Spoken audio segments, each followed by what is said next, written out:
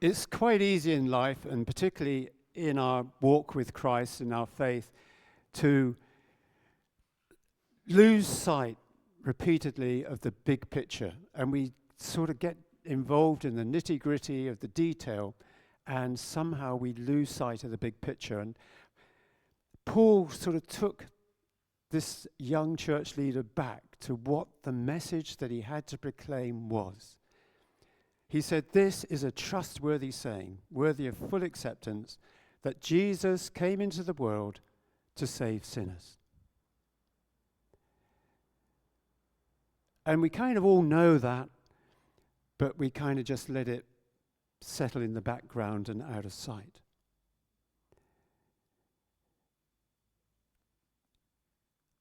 And a few interesting things were said in that psalm that David wrote about sin. And just looking quickly back at, he said, have mercy on me, O God, according to your unfailing love. So again, David knew that he wasn't able to justify himself. He wasn't able to stand up and say, look, I've been a pretty good king, I've ruled wisely up to this point. He said, have mercy on me. And that, we come to God and just ask for mercy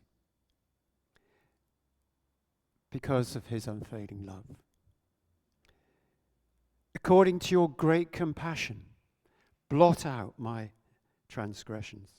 Wash away all my iniquity and cleanse me from my sin. So David wanted to be renewed, he wanted to be cleansed, to go on doing. And he knew too that he would fall into sin probably the next day or the next 2 minutes, but that God was merciful and looking after him. For I know my transgressions and my sin is always before me.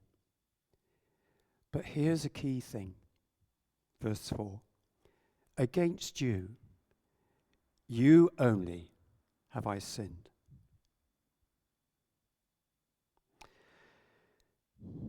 And done what is evil in your sight.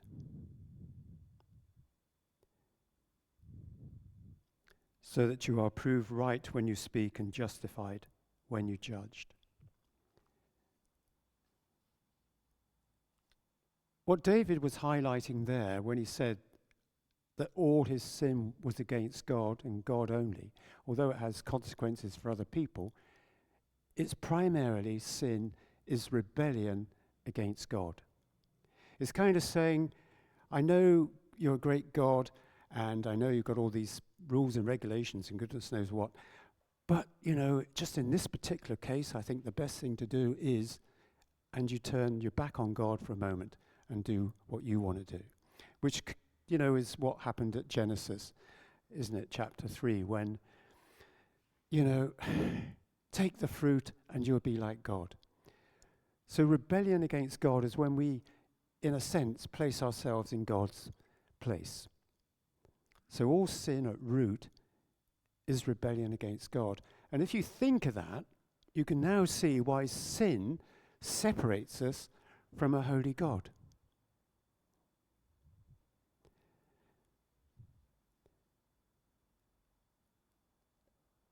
And the tragedy of sin too is that it's polluting, it pollutes our lives, it's pervasive, it creeps around. As Peter said, it's like the devil's like a roaring lion trying to devour you and mislead you and deceive you and so forth. But what Paul was saying here, that Jesus came into the world to save sinners, is that he was thinking that sin is the problem of the world that's got to be resolved.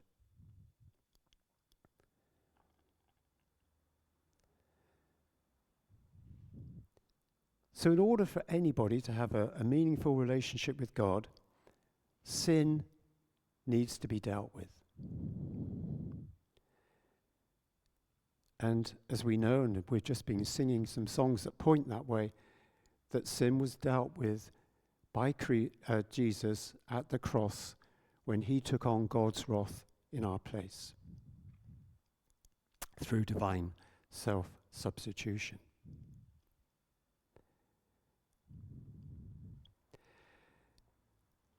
Now, a little bit of background. Before Paul wrote that, the preceding sort of verses in his letter to Timothy are quite telling, and they put what Paul was writing in more context. The fear that Paul had about this new church that Timothy was in charge of was that many people were standing up to preach in God's name, but they were false. They were false teachers. And Paul wanted to warn Timothy to recognize and beware and not allow false teachers to preach. I'm going to read from the New Living Testament because it kind of puts it perhaps a little bit more plainer. But the sort of verses I'm going to read from verse 3, 1 Timothy 1 verse 3, just to explain the context of the bit that I read out earlier. When I left for Macedonia, I urged you to stay there in Ephesus and stop those whose teaching is contrary to the truth. Don't let them waste their time in endless discussion of myths and spiritual pedigrees. So like I was saying, people get bogged down in nitty-gritty about this and that and sort of trivial things and miss the big picture every time they do that. These things only lead to meaningless speculations which don't help people live a life of faith in God. The purpose of my instruction is that all believers would be filled with love that comes from a pure heart, which is exactly more or less what Dozie was saying last week about the heart is the key thing. So a heart full of love.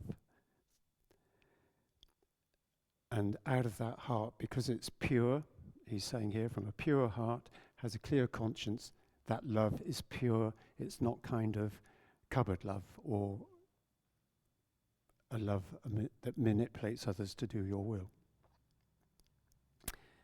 But it comes from genuine faith. Some people have missed this whole point.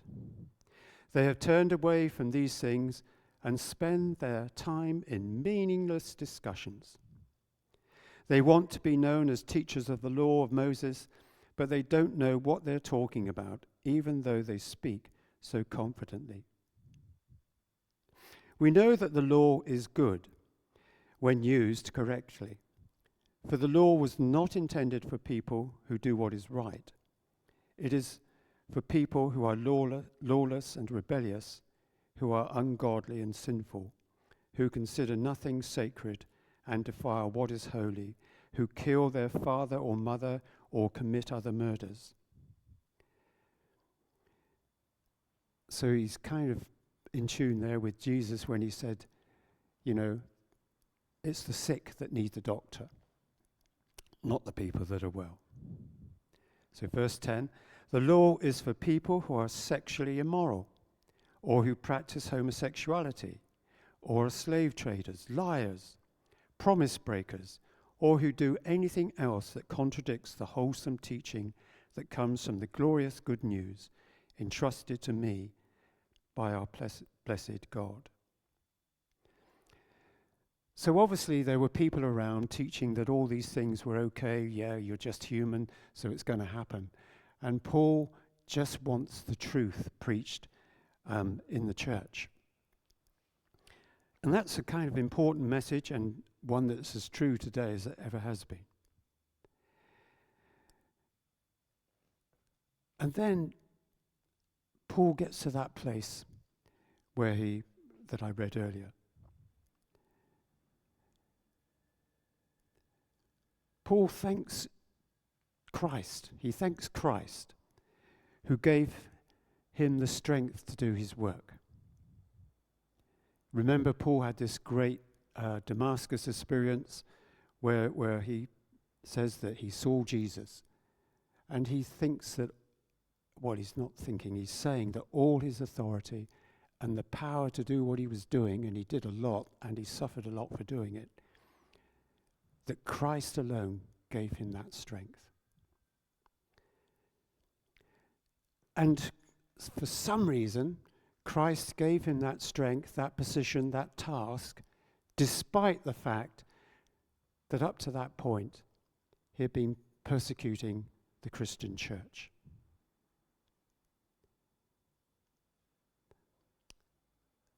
And Paul says, well, God was merciful to me because when I was persecuting the church, I was acting in ignorance and unbelief.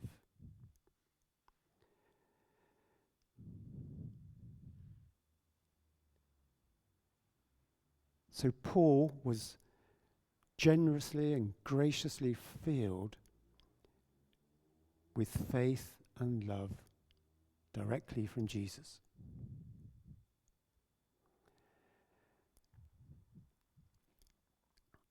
Now, Paul also points out that he was appointed to serve Christ. And this is quite an important word because quite often in some Bibles it's translated to ministry. But serve implies a servant. It implies a master saying, this is what I want you to do, and this is how I want you to do it, and when I want you to do it. Whereas ministry is often used by us to exalt ourselves, and it all becomes hierarchical, like we dress up more and more and more as you go higher up the scale. But everybody is called to serve Christ, to be a servant to the church, to help build the church up, to encourage other believers in their walk with God, to listen patiently when people are down and help to lift them up, to rejoice and so on with people that have something to rejoice about. We serve one another in serving Christ. So it's not about ministry, it's about service.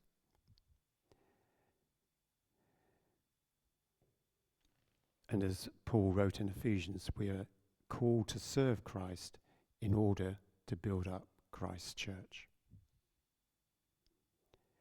And like Paul, we'll be given Christ's strength to do that.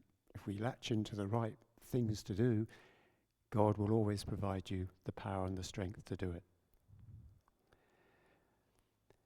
Now, Paul claimed that he was acting in ignorance and unbelief when he tried to wipe out the fledgling church. Now, we can sort of sympathize with where he was because Paul was very bright. He was a young man. He had been trained by some of the top rabbis. He was a Pharisee, so he was on that kind of particular narrow path. And what he would have known was that there were let's just go step back one. The way he would have seen the world, you can divide it into two. Or time, you can divide into two. There's what they call this age, which is what people are living out on planet Earth. And then there's an age to come, which in the Christian jargon we loosely call heaven. And this age would finish when the Messiah came, and then suddenly it would all be heaven. Well, obviously, if Jesus came as the Messiah, there's no appearance that we suddenly jumped from this age to that age. Plus, Jesus was executed as a criminal, so how can he be the Messiah if he's killed by the Romans that are already oppressing us Jewish people?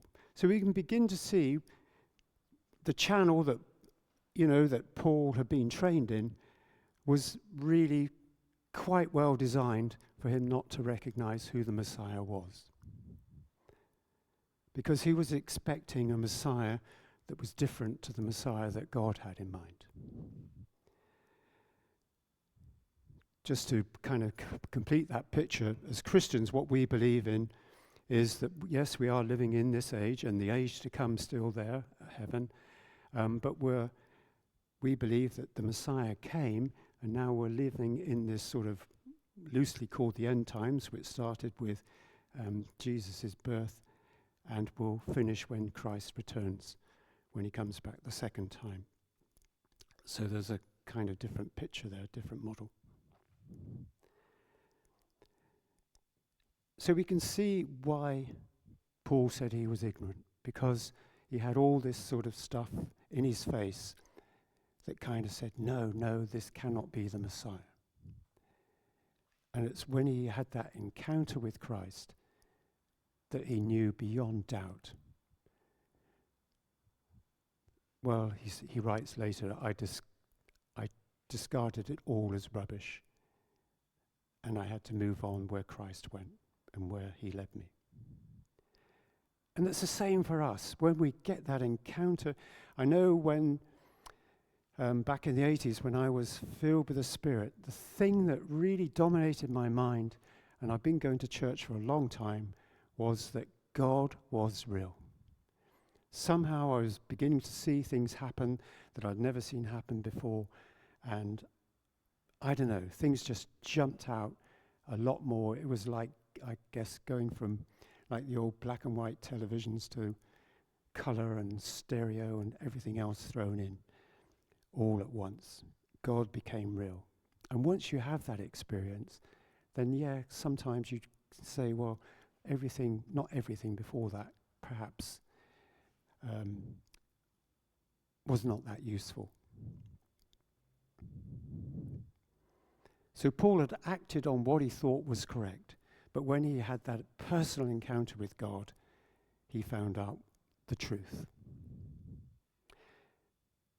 And he realized that trustworthy saying that Jesus came into this world to save sinners, of which he said he was the greatest sinner. And then he goes on to say, well, if I was persecuting the church and Christ saved me, then there's hope for everybody else.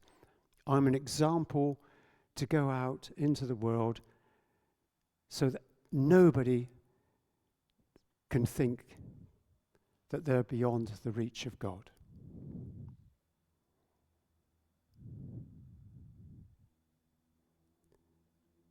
Because what had happened is, from the persecutor of the church, we got probably the most famous missionary and theologian of Christianity ever.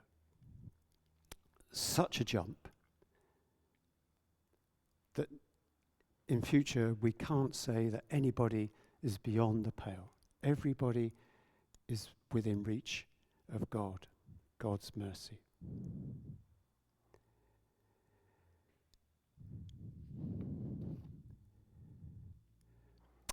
But then Paul, in typical Paul fashion, although he's talked about himself, he's spoken to Timothy about eradicating false teachers and so on, but he brings it all back to God in verse 17. All honor and glory to God. God is the eternal King, unseen and immortal. Infinite time past and infinite time future. And he alone is God. So what can we learn from these passages? Well, first of all, in our Christian walk, truth is important. So beware of false teachers. Always come back to the Bible, whatever's said, and measure it from there. Secondly, so that's truth. Secondly, that all believers are to be filled with love that comes from a pure heart. Psalm 51. So we have love and truth together. So often now when people try to go against some of the things that the Bible say, they do it in the name of love, but they ignore the truth element. So truth and love always go together. Thirdly, as I've just said, nobody is beyond God's reach. We're told that we were created in God's image, and that image may be suppressed and hidden well down, but there's something God-like in everybody waiting to be drawn out. So we can't judge anybody and say, there's no hope for them. And as Paul pointed out to us, we're saved by grace, not by works. And as James jumps in and explains to us, although we're not saved by works, our works show that we're saved. Christ came to save sinners. If he didn't, we wouldn't be saved now. And then finally, all the honor goes to the one and only true God, whom we serve, never to us. We are, if you like, just tools in his hands. Amen.